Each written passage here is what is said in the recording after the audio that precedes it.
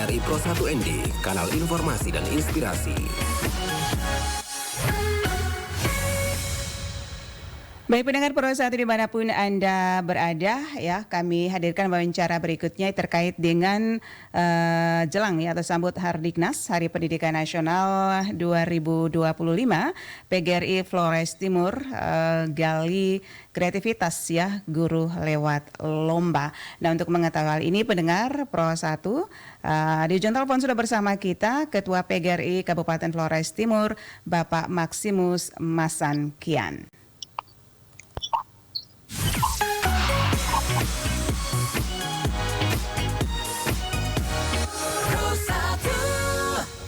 Selamat pagi Pak Maximus.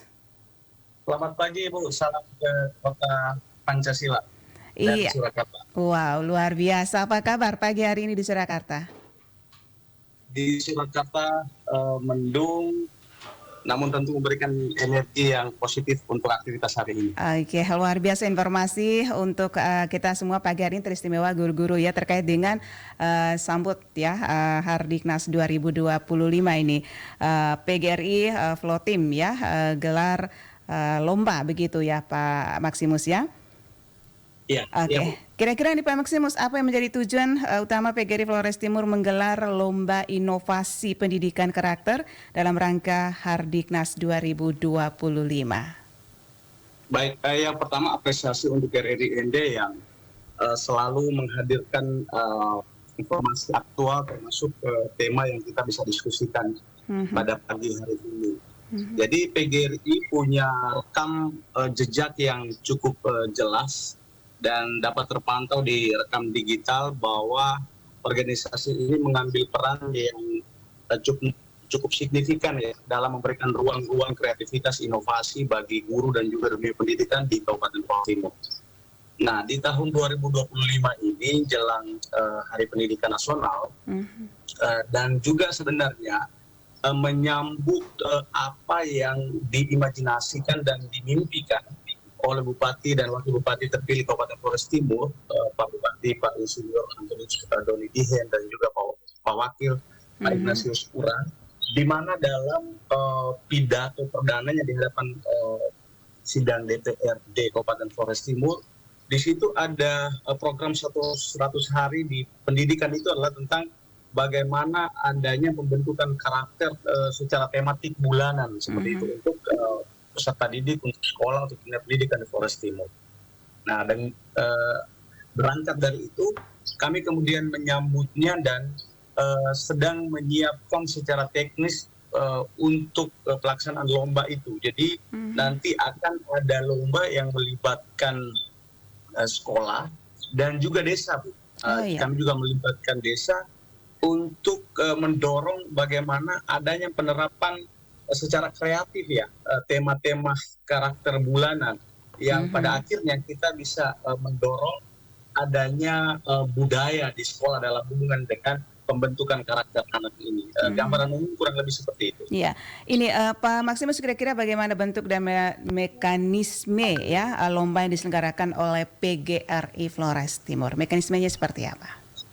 Mekanismenya yang pertama, informasi awal kemarin kami sudah bagikan melalui media sosial dan grup-grup sekolah. Iya. Lalulah tahap yang berikutnya itu sebentar hari ini kita sudah rilis petunjuk teknisnya sekaligus menyebarkan surat undangan ke sekolah-sekolah.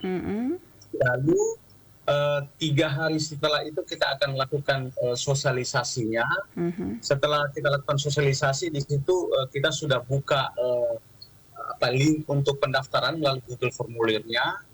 Lalu karena ini waktu terbatas maka kita hanya melihat bagaimana penerapan itu fokus di bulan April dan bulan Mei karena nanti apresiasinya itu kita berikan di akhir bulan Mei. Kita prediksi di akhir bulan lah untuk bulan Mei begitu. Jadi bisa jadi dalam tahapan ini ada sekolah-sekolah yang menerapkan yang sudah ada tapi belum di-manage secara baik.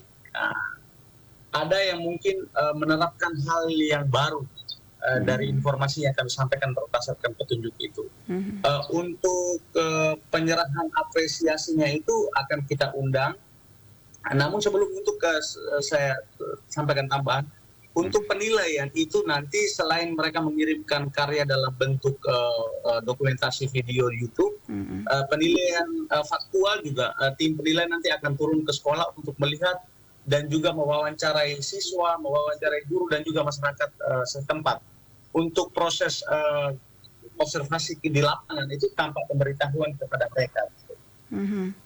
Iya, Pak Maximus, jadi yang berpartisipasi ini bukan saja guru-guru tapi juga siswa begitu ya?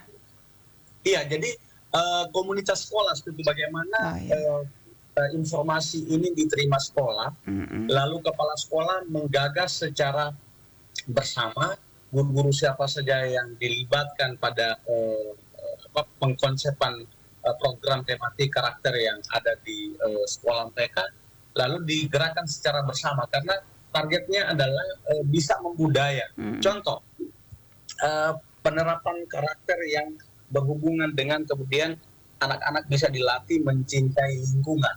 Bulan April sekolah A menerapkan bahwa adanya pembentukan karakter anak itu mencintai lingkungan. Maka bulan Maret itu fokus anak-anak, fokus guru, fokus sekolah, fokus masyarakat di sekitar itu adalah kebersihan lingkungan, pengaturan taman, penanaman pohon, bahkan tidak hanya di sekolah, tapi juga di masyarakat. Bagaimana ada upaya untuk melakukan penanaman pohon di dekat sumber air misalnya, atau di hutan yang sudah gundul.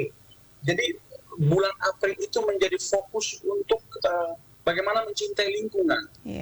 Lalu bulan Mei misalnya, yang mereka dorong itu adalah budaya. Jadi bagaimana anak-anak mengenakan busana budaya, makanan-makanan lokal, pameran-pameran budaya, seni musik budaya, semuanya memenuhi di bulan Mei itu.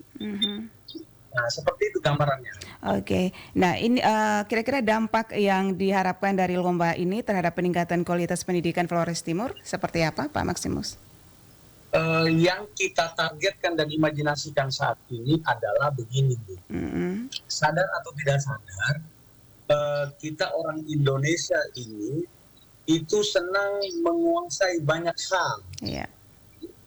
Tapi kira-kira kemudian apa yang bisa kita hasilkan di hari itu, apa yang bisa kita hasilkan di bulan itu, atau apa yang kita hasilkan di tahun itu, arahnya itu tidak terlalu jelas gitu. Jadi kalau benar-benar penerapan secara tematik untuk pembentukan karakter ini berjalan, maka apa yang kita lakukan di tahun 2024 ini kita mengetahui persis. Misalnya apa yang kita lakukan di bulan April. Di bulan April sekolah kami melakukan gerakan untuk penanaman karakter, bagaimana anak-anak, guru, sekolah semua mencintai lingkungan. Kami melakukan pembersihan sekolah secara rutin, kami mengatur taman, menanam pohon di mata air, dan sekian banyak kegiatan kami yang dalam hubungan dengan mencintai lingkungan seperti itu. Jadi targetnya adalah bagaimana anak-anak ini terbentuk karakternya, keterlibatan secara aktif dan secara kesadaran, kegiatan yang menyenangkan, dan mereka itu menjadi bekal untuk ke masa depan mereka, di mana mereka sudah ada proses pembiasaan, pelibatan mereka dalam kegiatan-kegiatan edukatif yang bermanfaat tidak hanya untuk dirinya, tidak hanya untuk waktu saat ini, tapi juga untuk manfaat orang lain dan juga manfaat untuk lebih banyak orang.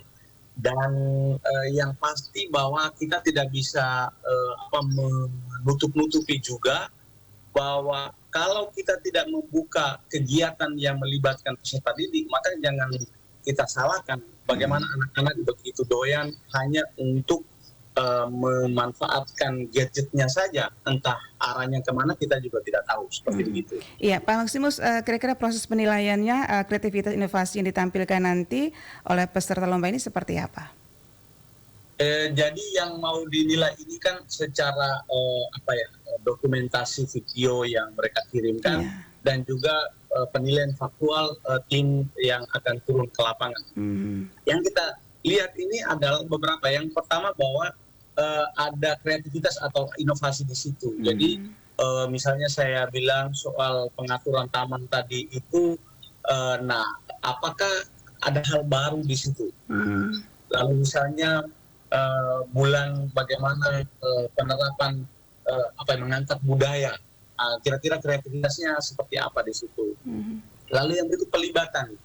Pelibatannya ini seperti apa? Jangan sampai hanya segelintir siswa saja, 1-2 guru saja yang terlibat, lalu itu dijadikan sebagai karya sekolah. Nah, jadi partisipasinya seperti apa? Lalu yang kedua, tidak hanya sekolah, tapi bagaimana sekolah bisa menjaring masyarakat secara sukarela, terlibat secara aktif juga di kegiatan ini. Dan tentunya dari sisi dokumentasi yang dibuat ini juga bagaimana video itu bisa diedit dengan menarik lah, sehingga bagi kita yang menonton ini kita bisa menangkap pesannya.